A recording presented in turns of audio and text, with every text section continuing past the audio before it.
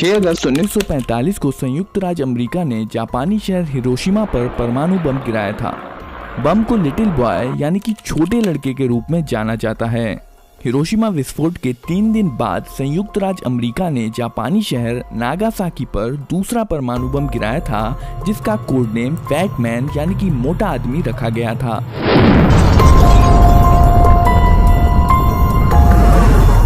Hiroshima बम little boy में 15 kiloton विस्फोट करने के लिए 64 किलोग्राम समृद्ध यूरेनियम का इस्तेमाल किया गया था।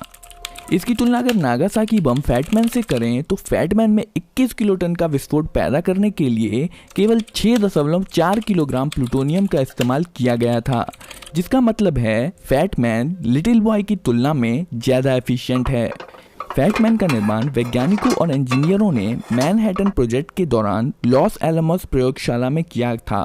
मैनहट्टन प्रोजेक्ट के दौरान Robert Oppenheimer loss Alamos laboratory का निर्देशक था। उसे अक्सर परमाणु बम के पिता के रूप में जाना जाता है। बम की लंबाई 128 इंच की थी और इसका डायमीटर 60 इंच का था और इसका वजन लगभग 4.5 टन का था। इसके साइज का अंदाजा लगाने के लिए यहाँ पर एक आदमी को खड़ा किया गया है। आइए अब हम फैटमैन के अंदर के हिस्सों को करीब से देखते हैं। फैटमैन एक प्लूटोनियम स्फीयर द्वारा संचालित था, जो कि एक सॉकर बॉल के आकार जैसा होता है। इस गोले का वजन मात्र 6.4 किलोग्राम था, लेकिन यही स्फीयर भयानक विस्फोट के लिए जिम्मेदार था। प्लूटोनियम के अंश प्राकृतिक रूप से पाए जाने वाले यूरेनियम की खदानों में पाए जाते हैं। प्लूटोनियम एक रेडियो एक्टिव मेटेलिक एलिमेंट है, जिसकी खोज 1940 में हुई थी। प्लूटोनियम स्फीयर विस्फोटक पदार्थों से घिरा हुआ रहता है। ये विस्फोटक लेंसेज हैं। यह एक विशेष आकार का चार्ज है जो 60% RDX और 40% TNT से मिलकर बना है। बम में 32 ब्रिज वायर डिटोनेटर्स लगे होते हैं, जिन्हें एक्सप्लोसिव लेंसों पर लगाया जाता है। बम के एक तरफ 24 वोल्ट की बैटरी लगी होती है, जो फ्यूजिंग सिस्टम से जुड़ी होती है। 9 अगस्त 1945 सुबह के समय बोइंग B-29 सबर्ट फोर्ट्रेस ने फैटमैन के साथ टिनयान से टेक ऑफ किया।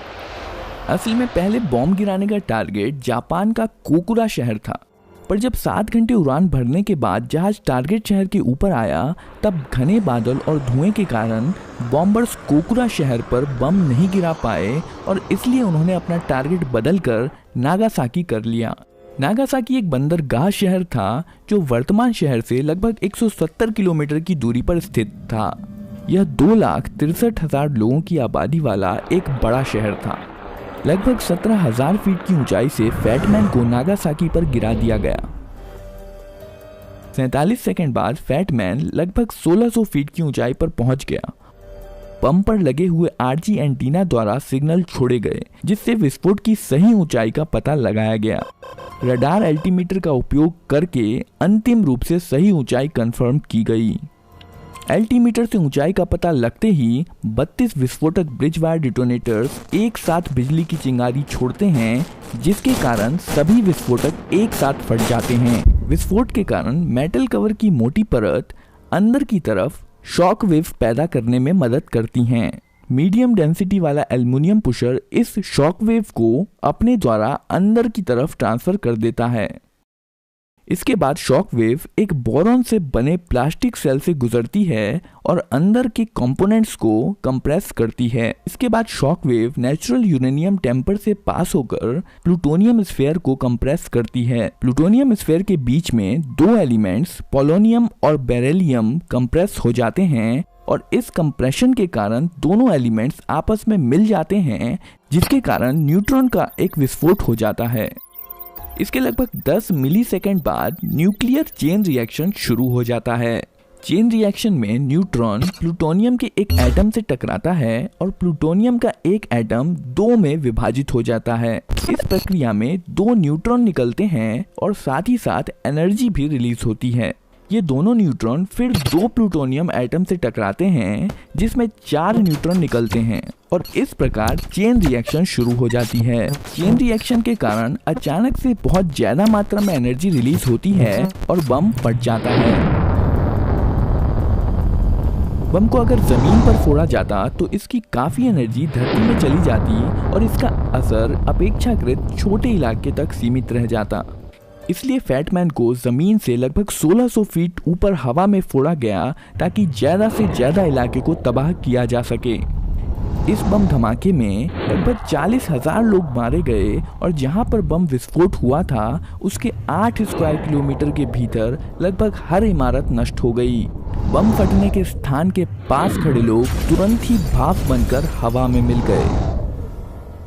क्षति मुख्यतः 3 कारणों से हुई। पहला विस्फोट, दूसरा आग और तीसरा रेडिएशन। परमाणु बम से होने वाला विस्फोट एक्सरे द्वारा गर्म की हुई हवा के कारण हुआ, जिसे फायरबॉल कहा जाता है। फायरबॉल एक बेहद गर्म और अत्यधिक चमकदार विशाल हवा और गैस का गोला था जिसने शुरुआत में ध्वनि की गति से भी ज्यादा स्पीड से सभी दिशाओं में शॉक वेव पैदा कर दी थी। इस आग के तूफान ने लगभग 3.2 किलोमीटर के रेडियस को प्रभावित किया था। इस विस्फोट के परिणाम स्वरूप 3 तरह के रेडिएशन निकले थे, अल्फा, बीटा और गामा। अल्फा रेडिएशन ज्यादा नुकसान नहीं पहुंचाती है और हेलमेट और सुरक्षा कपड़े पहनकर इसके प्रभाव से बचा जा सकता है। बीटा पार्टिकल इससे ज्यादा खतरनाक होते हैं और त्वचा को छेद कर नुकसान जैसे कि त्वचा में जलन पहुंचाने में सक्षम होते हैं।